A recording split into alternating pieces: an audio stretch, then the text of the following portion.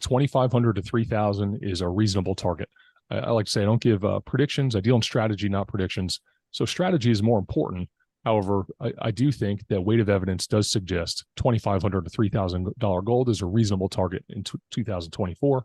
If that happens, at the risk of being too vague, I think $40 to $60 silver is a very reasonable upside target. If gold hits 2,500 to 3,000, it's easy to just say 50. I think $50 has a magnet on it for silver. I mean, that's the previous all-time high. We saw it in 2011 and also back in 1980. Pretty highly confident we're going there again. In the constantly shifting landscape of precious metals, analysts like StevePenny, a Silver Chartist member, are eyeing a compelling range for gold and silver prices. Penny suggests a range of $2,500 to $3,000 for gold and $40 to $60 for silver, underscoring the potential leverage mining stocks could bring to investment portfolios. According to Trading Economics, global macro models, current market data aligns with these projections, with gold anticipated to trade at around $2,094.54 per troy ounce by the end of this quarter.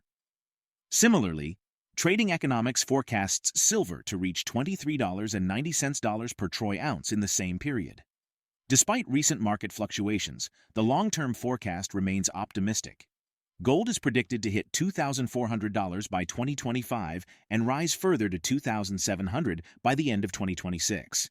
Penny shares this positive sentiment, believing in the metal's potential for even higher gains over the extended horizon. However, recent market events have showcased the volatility inherent in these predictions. Gold experienced a dramatic intraday turnaround, retracting nearly $125 after an initial rally to a fresh all-time high, around the 2,144 to 2,145 region. Daily closing above the critical $2,100 level is deemed necessary to sustain an uptrend, with buyers seeking acceptance beyond the psychological barrier at $2,050. Penny notes a historical resistance level at $2,089, acknowledging that the recent breakthrough was challenged, attributing the setback to short-term overbought conditions. Yet, the analyst remains resilient in this setback, emphasizing the need for a more sustained closing above the $2,100 level for a potential push toward the all-time high. Before diving into StevePenny's insightful interview, subscribe to our channel and give this video a big thumbs up. You can see every time we've gotten up to this 2089 level, we failed 1, 2, 3 times in the past 3+ years. Well, last night finally was the day we broke through it right there, and you can see that. But we didn't hold there. So, and that's to be expected because we had gotten so short-term overbought. And you can see on this chart, it might be a little bit too small, but I included the Commitment of Traders report. And not to get too in the weeds on this, but these blue lines on the bottom show the commercial net short position. Keeping things very simple, the longer these blue bars get, the more incentivized the big banks, the JP Morgans of the world, are to see a lower gold price. And we see that the same old wash, rinse, repeat cycle is in effect. They've been shorting, adding short positions as prices rallied, so they've been incentivized to see lower prices. So this pullback is not surprising. Now I'm going to show you guys a daily chart. And let's look at some precise support levels where, we may find some support and begin to carve out a new bottoming pattern here. So you can see right here, hopefully you guys can see that, 2152. You can see this big red tail up there. They call that a wick. That's a rejection of higher prices. Sellers stepped in. Buyers were exhausted at 2152. The selling ensued. But the first support is right here. You can see this gap that just goes back a few days.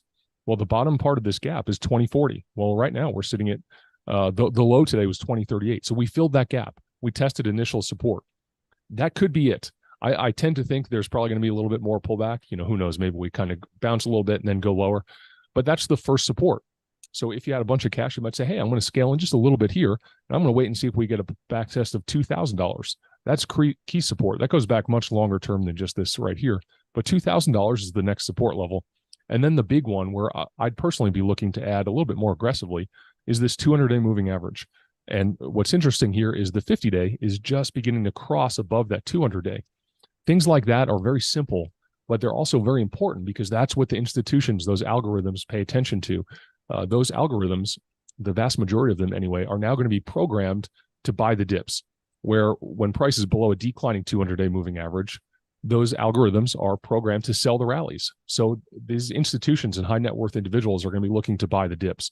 You can bet that there's a lot of money on the sidelines whose gold is beginning to catch their attention right now.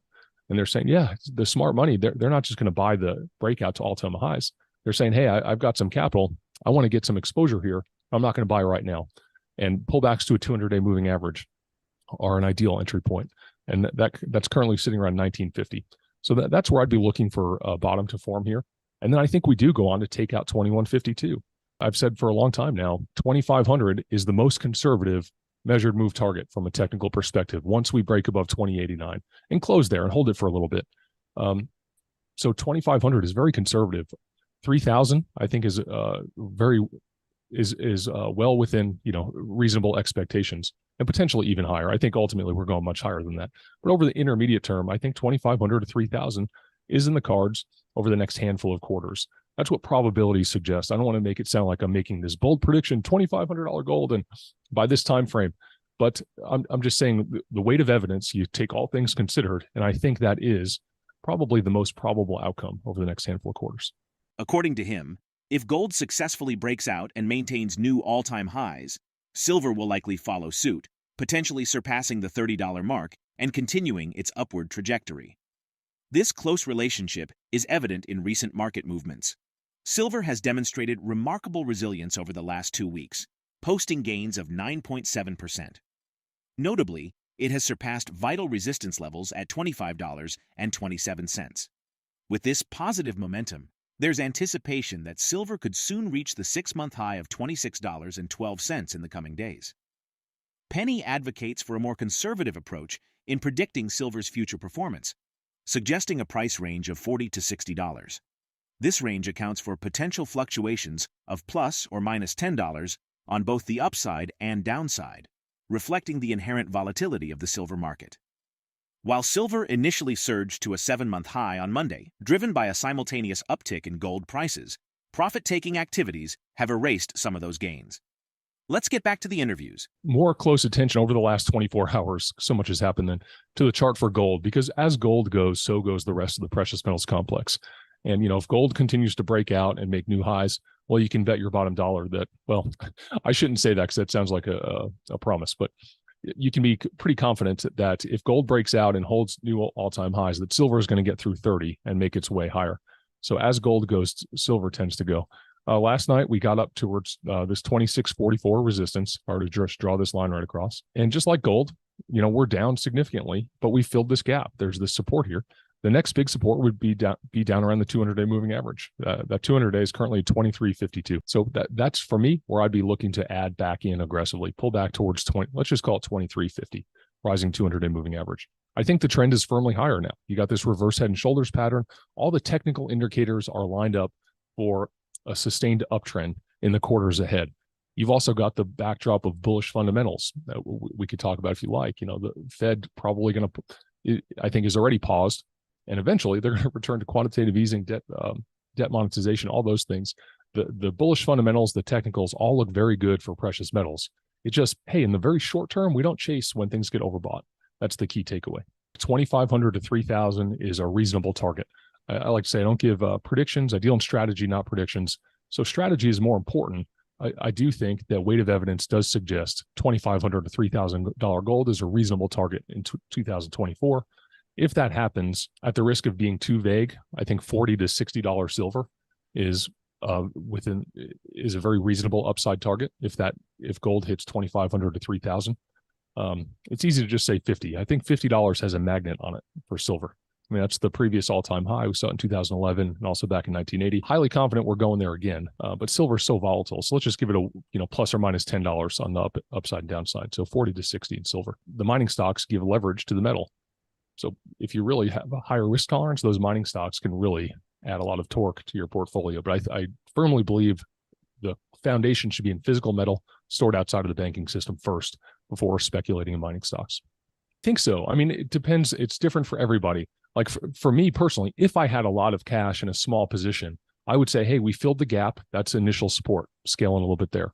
And if we pull back to the next support, scaling a little bit more. And then towards that rising 200 days where I would scale in more aggressively. That would be my personal plan. since I've already got well-established core positions, what I do is I just dollar cost average each month, and then when things get really oversold, I increase that with single purchases. So that's another strategy to consider. And that's physical metal.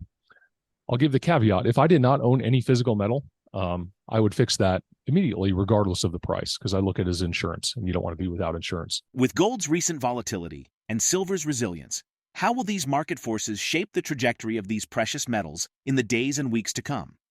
With the anticipation of silver potentially surpassing the $30 mark and gold facing critical levels, how might these developments impact broader investment decisions? Share your thoughts in the comments section. If the video resonates with you, join our community by subscribing to our channel and enabling notifications with the bell icon. Thank you for being a part of our community.